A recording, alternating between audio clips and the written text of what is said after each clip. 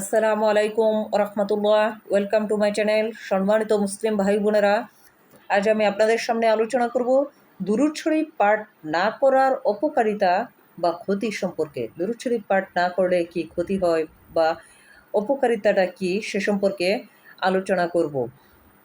তার আগে আপনাদের কাছে একটি অনুরোধ, আপনারা আমার চ্যানেলটি সাবস্ক্রাইব করে রাখবেন যাতে পরবর্তী যে কোনো ভিডিও আপলোড হওয়ার সাথে সাথে আপনাদের চ্যানেলে পৌঁছে যায়।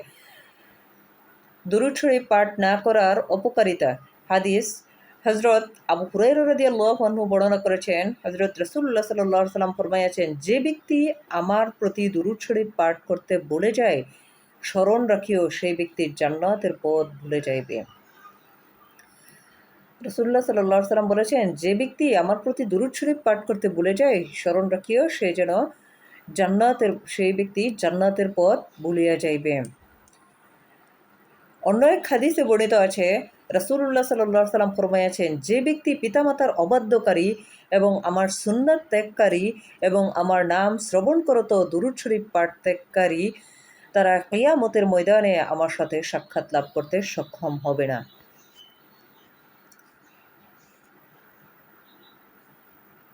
হযরত উমর রাদিয়াল্লাহু আনহু বলেছেন, মুমিনের দোয়া আসমান এবং জমিনের মধ্যস্থলে ঝুলন্ত অবস্থায় থাকবে।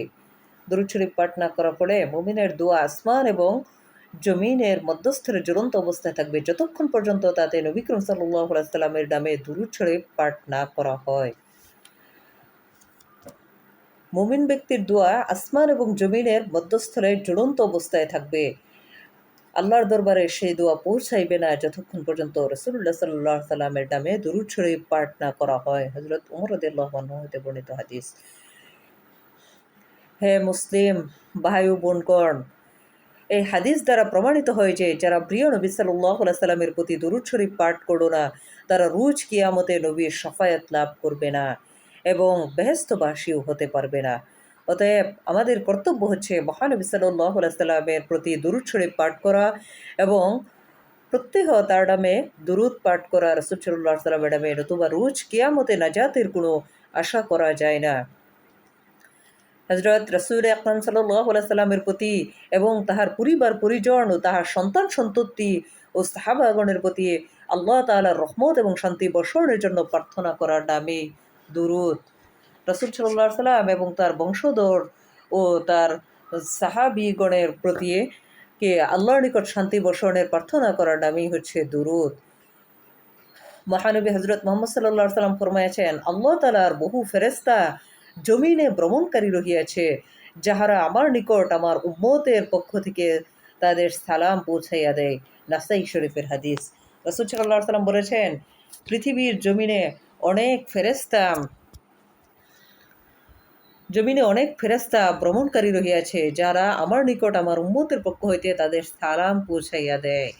হযরত আলী রাদিয়াল্লাহু আনহু হইতে বর্ণিত আছে, রাসূলুল্লাহ সাল্লাল্লাহু আলাইহি সাল্লাম বলেছেন, সেই ব্যক্তি কৃপণ যাহার সম্মুখে আমার নাম উল্লেখিত হয় অথচ আমার নামে দুরূদ শরীফ পাঠ করে না। তিরমিজি শরীফের হাদিস। দুরূদ শরীফ পাঠ না করার ফলে দুরূদ শরীফ পাঠ না করার অপকারিতা কত। দুরূদ শরীফ পাঠ না করলে আল্লাহর দরবারে দোয়া পর্যন্ত কবুল হয় না। অতএব মুসলিম ভাই বোনেরা, আপনারা সবসময় দুরূদ শরীফ পাঠ করবেন যাতে আপনাদের দোয়া আল্লাহর দরবারে কবুল হয়। দুরূদ শরীফ পাঠ না করলে জান্নাতের বেহেশতে প্রবেশ করা যায় না।